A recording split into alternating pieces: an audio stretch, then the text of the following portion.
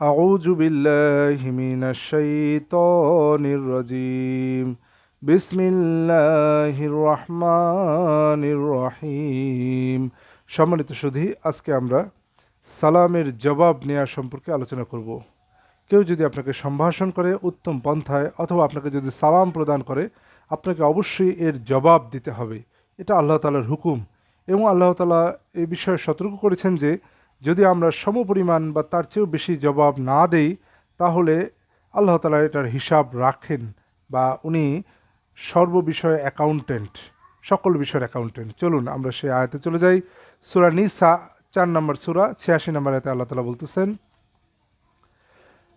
وَإِذَا حُيِّيتُم بِتَحِيَّةٍ فَحَيُّوا بِأَحْسَنَ مِنْهَا أَوْ رُدُّوهَا ইন্নাল্লাহা কানা আলা কুল্লি শাইইন হাসিবা।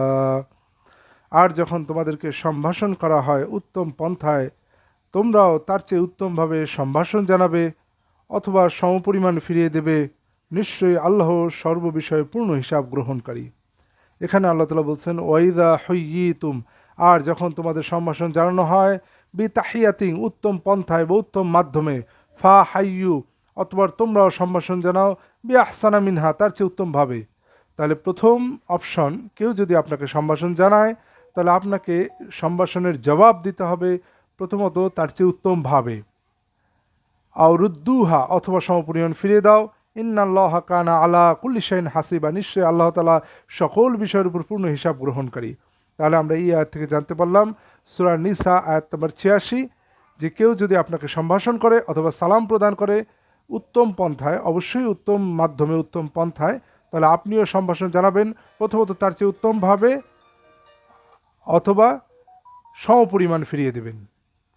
এটা আল্লাহ তাআলার হুকুম। এই যে সালাম মানে কি, অ্যাড্রেসিং বা সম্ভাষণ হচ্ছে কিছু শব্দ বা সাউন্ড।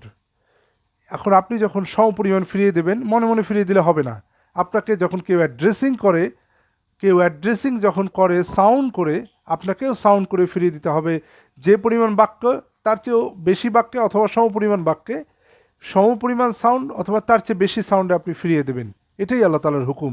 কারণ সম্ভাষণ মানে হচ্ছে সাউন্ড।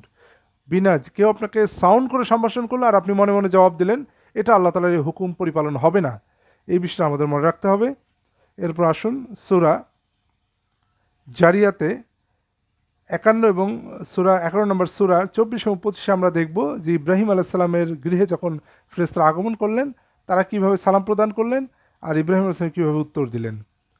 সূরা জারিয়াত 51 নম্বর সূরা 24 নম্বর আয়াতে আল্লাহ তাআলা বলতেছেন, হাল আতাকা হাদিসু দাইফ ইব্রাহিম আল মুকরামিন। 25-এ বলছেন, ইজ দাখালু আলাইহি ফাকালু সালামা ক্বালা সালামুন কওমুম মুনকারুন। তোমাদের কাছে কি ইব্রাহিমের সম্মানিত মেহমানদের বৃত্তান্ত বা বর্ণনা এসেছে? আর যখন তারা তার কাছে আসলো এবং বলল সালাম, উত্তরে সেও বলল সালাম, এরা তো অপরিচিত কওম, অপরিচিত লোক মনে হলো। তাহলে যখন ফেরেশতারা অপরিচিত লোক হিসেবে ইব্রাহিম আলাইহিস সালামের কাছে আসলেন, তখন ফেরেশতারা প্রথমে বলল সালাম, আর ইব্রাহিম আলাইহিস সালাম সালামের জবাবে বললেন সালাম। এখন আসুন সূরা হুদ 11 নম্বর সূরা 69 নম্বর আয়াতে আল্লাহ তাআলা বলতেছেন, ওয়ালাকাদ জাআত রুসুলুনা ইব্রাহিমা বিল বুশরা ক্বালু সালামা ক্বালা সালামুন ফামা লাবিসা আন জাআ বিইজলিন হানিজি। আর অবশ্যই আমার ফেরেশতারা সুসংবাদ নিয়ে ইব্রাহিমের কাছে আসলো, তারা বলল সালাম, সেও বলল সালাম। বিলম্ব না করে সে একটি ভুনা গো বাছুর নিয়ে আসলো, রোস্টেড কাফ, ভুনা গো বাছুর নিয়ে আসলো।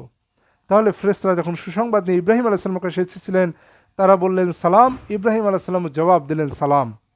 আর এরপরে ইব্রাহিম আলাইহিস সালাম মেহমানদের উদ্দেশ্যে একটা ভুনা গো বাছুর বা গরুর বাছুর রোস্ট করে নিয়ে আসলেন। তাহলে এখানে আমরা সালামের দুটি উদাহরণ পেয়ে গেলাম।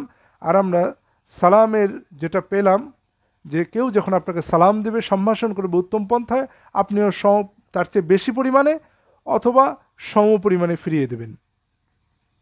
এ পর্যন্ত আমাদের এই এপিসোড। ধন্যবাদ সকলকে।